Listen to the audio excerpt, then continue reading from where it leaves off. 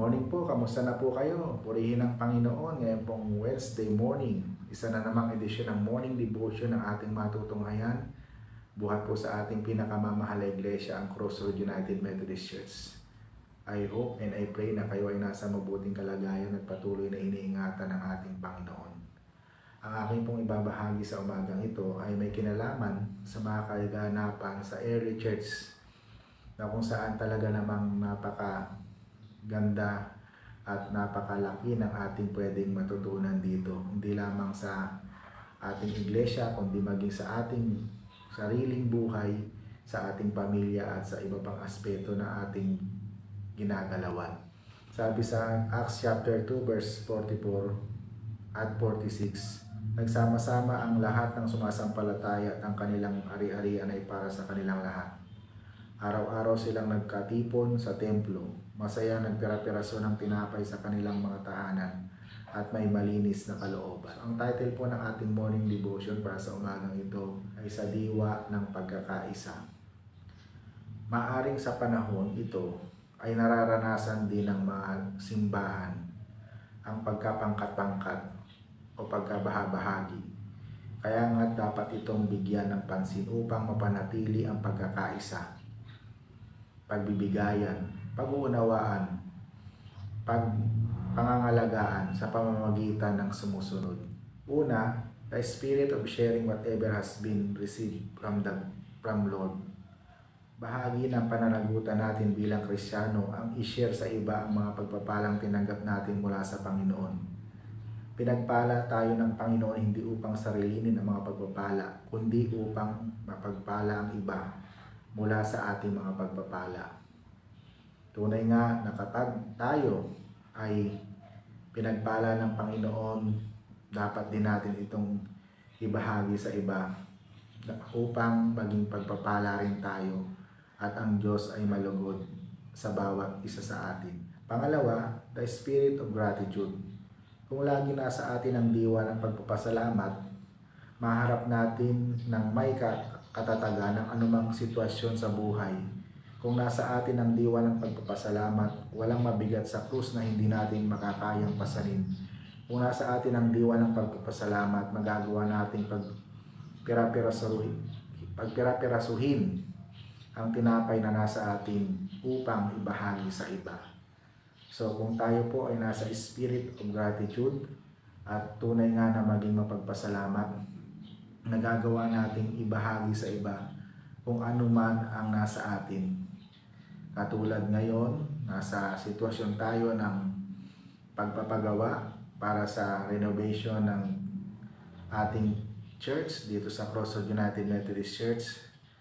Patuloy tayong makibahagi, patuloy tayong makiisa, patuloy natin ipagkaloob ang ating mga faith, pledge of faith.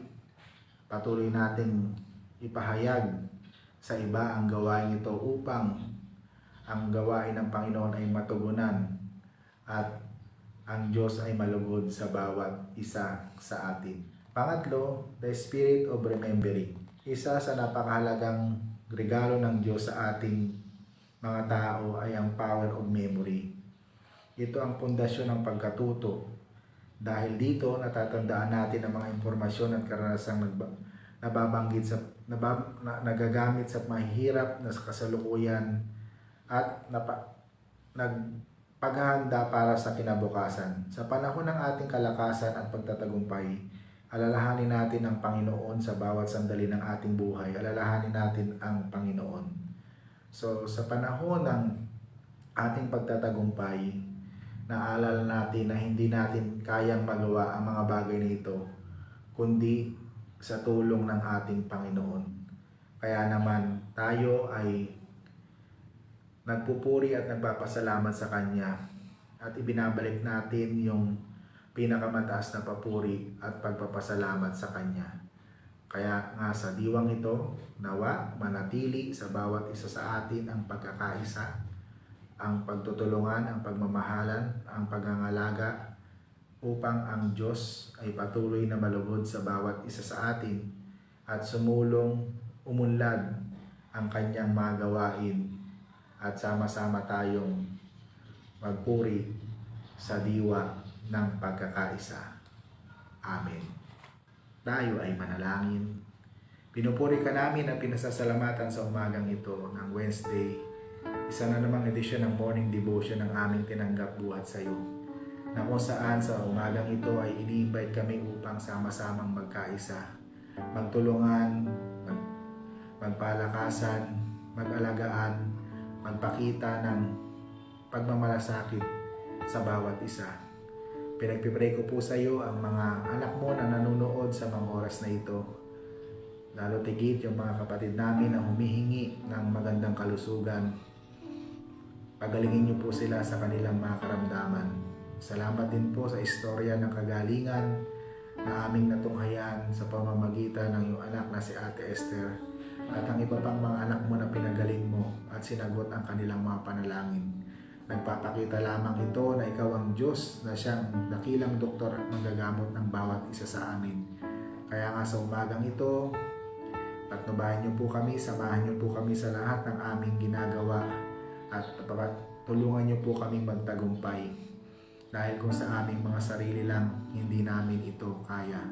Pinagpipray ko rin sa iyo ang banal na gawain ng iyong iglesia sa Crossroad United Methodist Church sa kanyang desire at planong ma-renovate ang sanctuary. We pray, Panginoon, sa banal na gawain ito. At umaasa kami na ikaw ang Diyos na siyang tutulong, sasama at magpo-provide ng aming mga pangailangan. Marami pong salamat sapagkat meron kaming opportunity na makiisa, makibahagi sa gawain, banal na gawain ito upang ang iyong kalooban, ang iyong nais ay masunod namin at maranasan namin ang iyong kabutihan sa aming mga buhay. Pinagpipray ko po sa iyo aming minamahal na bansa. Ingatan niyo po, bigyan ng kaayusan at nawa ilayo sa anumang hindi magagandang pangyayari. Panatilihin ang kaayusan sa aming minamahal na bansa. Pinagpipray ko rin sa iyo ang lahat ng mga nanunungkulan sa aming pamahalaan, lalo na po ngayong papasok kami sa election period. Tulungan niyo po kami na makapamili, makapag-isip ng mga leader na mamumuno sa aming bansa. At gamitin niyo po kami, Panginoon, at maging instrumento kami ng pagbabago. Marami pong salamat, dakilang Diyos. Pinagpipray ko rin sa iyo ang lahat ng mga kapatid namin sa ibayong dagat. Tulungan niyo po sila. Bagamat sila ay malayo, ikaw ang patuloy na magpala at mag-ingat sa kanila. At ikaw ang patuloy na makita nila, madama sa kanilang mga buhay. Marami pong salamat, Panginoon. Pinagkakatiwala namin sa iyo ang kabuuan ng araw na ito. Huwag niyo po kaming iiwan at huwag niyo po kaming pababayaan. Salamat po sa iyong kabutihan, sa iyong katapatan sa bawat isa sa amin. Ito po ang aming panalangin sa pangalan ni Jesus na aming Panginoon. Amen.